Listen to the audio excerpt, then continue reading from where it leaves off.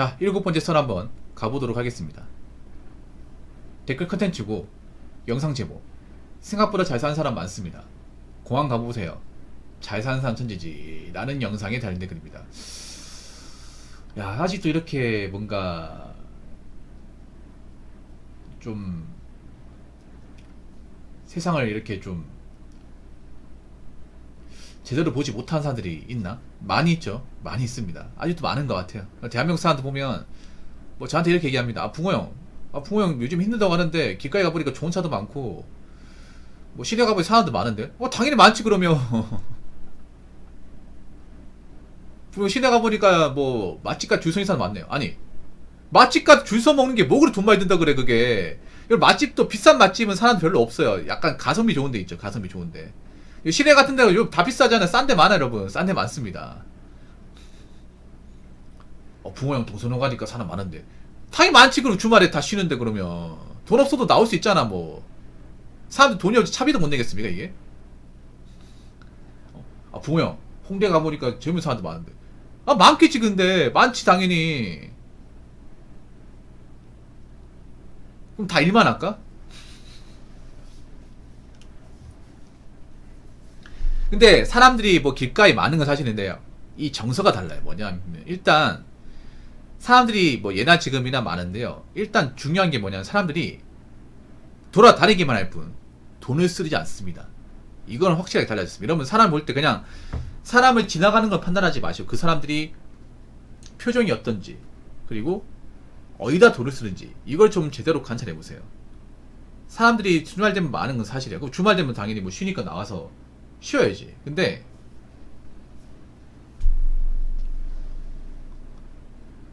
그 사람들이 보면 표정이 안 좋아. 특히 여자분들은 표정 못 숨기거든. 표정이 진짜 안 좋은 분들이 많아요.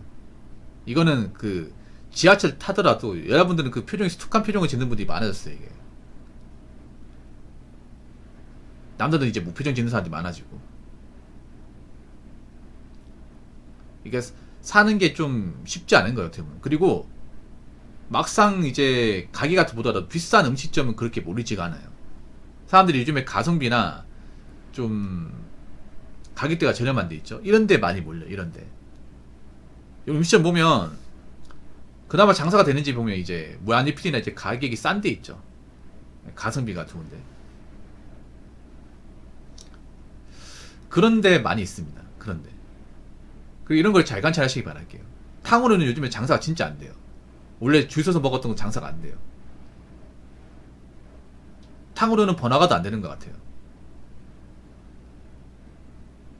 그래서 시내 같은 데 가보면 무조건 음식이 다 비싼 게 아니라 싼 데는 싸요. 싼 데 몰리는 거 싼 데. 한 끼에 뭐 시내에서 10,000원 초반대면 싼 거잖아요 이거. 이 정도 먹을 수 있잖아요. 뭐 이 정도 먹는 걸로 과소비라 말하면 안 되지. 확실히 이제 오마카세 이런 거는 좀 인기가 덜한 것 같아요. 네, 이런 거는 확실히 이제 안 몰리는 것 같아요. 작년만 해도 몰렸잖아요. 그래서 그냥 적당히 한 끼 때울 수 있고 분위기 낼 수 있는 거? 그런 곳에 사람들이 가고 좀 가격대가 비싼 건 안 가. 의류 매장 가더라도 비싼 옷은 안 사요. 백화점 가더라도 명품은 안 삽니다. 스파오 브랜드 같은 거 많이 삽니다. 스파오. 스파오 뭔지 아시죠? 저가형 이제 가성비 브랜드.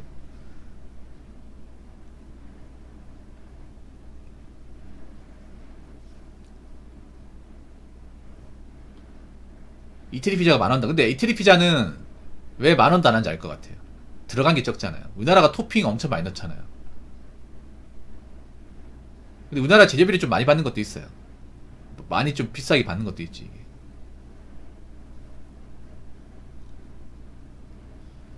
그래서 여행을 가는 사람들도 막상 보면 돈이 많기 때문에 여유가 있기 때문에 여행을 가는 분들 많지 않습니다. 많지 않아요. 뭔가 불안해서 가는 분들이 많아요. 아니면 쉬니까.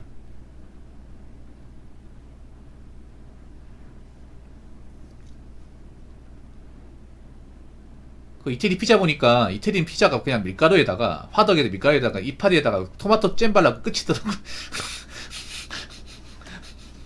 완전 건강식이야 건강식. 그렇게 먹으면 장수할 것 같아. 기름기도 없고 야채 들어가가지고 칼로리 적을 것 같아요. 예. 약간 얇은 빈대떡 같은 우리 감자전 먹는 그런 느낌 같더라고. 이태리 피자가 엄청 얇거든. 엄청 얇고 딱 최소한 재료만 들어간다고 해야 되나? 아무튼 왜냐하면 일이 바쁜 분들은 여행을 못 갑니다. 이게 여행 못 가요. 그러니까 이렇게 생각하면 돼. 돈 많은 분이 여행을 간다? 돈 많다는 얘기는 뭐예요? 돈을 많이 번다는 거 아니겠습니까? 돈을 많이 번다는 그만큼 내가 해야 되는 일이 많은 거죠.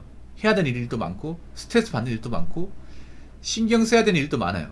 그러면 그만큼 하루가 바쁘게 돌아가는 사람들입니다. 그분들이 여행 며칠 갔다 오는 게 굉장히 타격이 큽니다.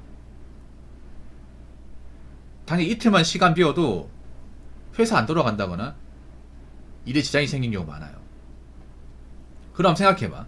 그렇게 여행 가는 사람들 중에 막상 전문직 분들 뭐 로펌 변호사나 뭐 세무사, 회계사 아니면 뭐 의사, 한의사 이런 분들 여행 가는 거 본 적 있습니까? 이분들 여행 가긴 갑니다. 근데 이분들도 보통 남들 쉴 때 있죠. 뭐 보통 7월 말이나 8월 초 이때 이제 몰아서 가는 거지. 해외여행 못 가는 사람도 많습니다. 그 그냥 국내 약간 한 바퀴 돌고 말지. 왜냐하면 여러분 여름휴가 쓸 때도 보면 보통 이제 그 병원 같은 경우에도 한 3, 4일밖에 못 쉽니다. 주말 이제 낀가 가지고. 왜냐 대기한 환자도 많잖아요. 마음 편히 못 쉽니다 이게. 막 전화 온단 말이에요. 그 원래는 혹시 병원 진료합니까? 물어본단 말이에요. 그럼 어떻게 내가 마음 편하게 갔다 옵니까?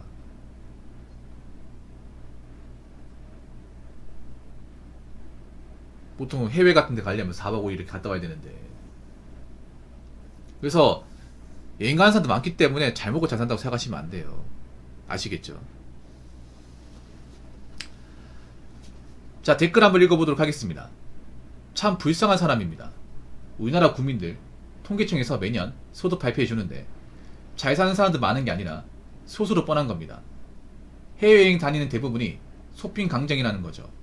그리고 돈 많이 버는 사람들은 오히려 바빠 시간이 없어서 해외여행 잘 못 가요. 장기 해외여행은 한가한 사람들이 가는 겁니다. 잘 사는 사람은 적습니다. 겉으로 잘 산다고 진짜 잘 사는 게 아니죠. 오히려 지금 보면 소득이 적거나 일을 안 하는 분들이 여행을 많이 갑니다. 오히려. 왜냐 간단하게 생각하면 돼. 간단하게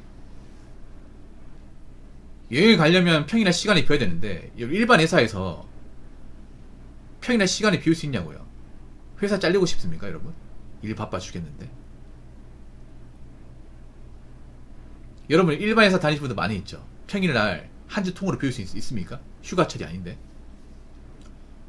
회사에 밀려있는데 직장 상사한테 저 여행 가야 되니까 이번 주 월요일부터 금요일까지 연차 쓰겠습니다. 허락해 주십시오. 하면 그래 그동안 고생했으니까 갔다 와 이렇게 얘기할 것 같습니까? 자네 이렇게 눈치가 없나? 일 그만두고 싶어? 갔다 와. 갔다 오면 자네 책상 없으니까. 갔다 오라니까. 뭐 상사는 쉬고 싶어도 못 쉬는데 팔자가 좋나봐 요즘에 애들은. 눈치도 안 보고. 갔다 오라니까. 갔다 오면 없을 거야 아마. 여러분 회사를 다니면서 해외여행 가는 거는 사실 어렵습니다. 어려워요. 특히나 이제 어려운 일을 맡은 사람일수록 힘들지 여러분. 아니 현실적으로 월차로 쓰는 것도 굉장히 눈치 보이는데 특히 요즘 회사 분위기 안 좋잖아요. 그 와중에 여행 가겠다고 연차 연달아 쓰면 잘도 좋아하겠습니다 이게. 잘도 좋아하겠습니다. 잘도. 여행 가는 것 자체가 잘못된 건 아니에요. 잘못된 건 아닌데 오히려 지금 보면 문제가 뭐냐. 여행을 여유가 없는 사람들이 많이 갑니다. 금전적 여유가 없는 사람이. 그리고 비싼 여행을 많이 갔다 옵니다. 그러니까 지금 뭔가 할 일이 없다거나 지금 고정적인 수입이 없는 분들이 여행을 많이 가요. 그분들은 대부분 여자분들이 많을 겁니다. 어떻게 보면 그분들 때문에 지금 여행 회사나 그 항공업체가 먹고 사는 것도 있어요.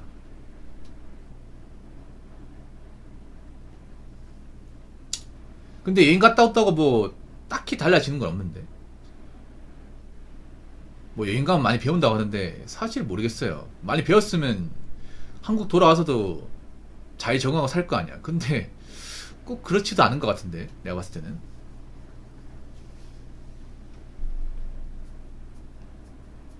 그러니까 여행 자체가 무조건 뭐 이게 나쁘다고 얘기할 수는 없어요. 없는데 이게 문제가 뭐냐면, 대한민국이 뭔가 여행이 너무 없는 사람들한테까지 대중화된 거예요. 이게 여행은 예나 지금이나 큰 돈이 들어갑니다. 많은 돈이 들어가요. 일반 사람의 그 한가 월급 이상으로 돈이 들어갑니다. 단 4, 5일 상간에. 이게 부담이 안 될 수가 없잖아요, 여러분. 그렇지 않나요, 여러분? 굉장히 값비싼 취미 중에 하나입니다. 굉장히 값비싼 취미. 근데 이런 걸 1년에 3번, 4번씩 간다고요? 근데 그 사람이 그렇게 능력이 좋은 사람이에요? 그건 아니잖아. 일반 사람들이 여행을 가기 이제 리스크가 따르는 겁니다, 이게. 그리고 여행 갔다 왔다고 막 그렇게 배우는 거 딱히 없습니다, 그냥. 뭐 사진 몇 장 남기는 거지, 맞잖아요. 너무 우리나라 보면 이 여행에 대해서 너무 과하게 좀 의미를 해석하는 것 같아. 과하게. 아무래도 미디어 같은 데서 여행 가는 것을 자주 보여주다 보니까 뭔가 예전보다 접근성이 쉬워진 건 맞는데, 그렇다고 해서 돈이 적게 드는 건 아니라는 거죠. 그래서 제가 말씀드리고 싶은 거는, 뭐 제가 여행 가지 말라 말씀 못 드리지만, 내가 지금 여행을 가도 문제없는 상황인지 그것부터 묻고 싶어요, 이게. 근데 좀 오히려 여행 갔다 오지 않은 사람보다 여행 갔다 오신 분들이 사회생활 못 한다거나 좀 힘들어지는 걸 더 많이 봤어요, 이게.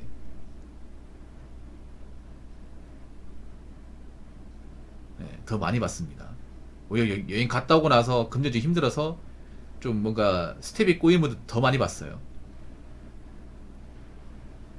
여행 안 갔다 오신 분들 오히려 직장 꾸준하게 다니는 분들이 많은데, 여행을 중간중간 갔다 오시는 직장이 고정적이지 않고 수입도 불안정하다 보니 갔다 오고 나면 이제 경제적으로 많이 힘들어하고 재취업도 많이 힘들어하고 그런 경우가 많습니다. 그럼 어느 쪽이 낫겠어요? 물론 제가 말한 걸 가지고 모든 사람 판단할 수 없습니다. 근데 뭔가 우리나라 여행이 좀 뭔가 안 좋게 되어가고 있는 사실입니다. 지금 대한민국 경제가 안 좋긴 하거든요.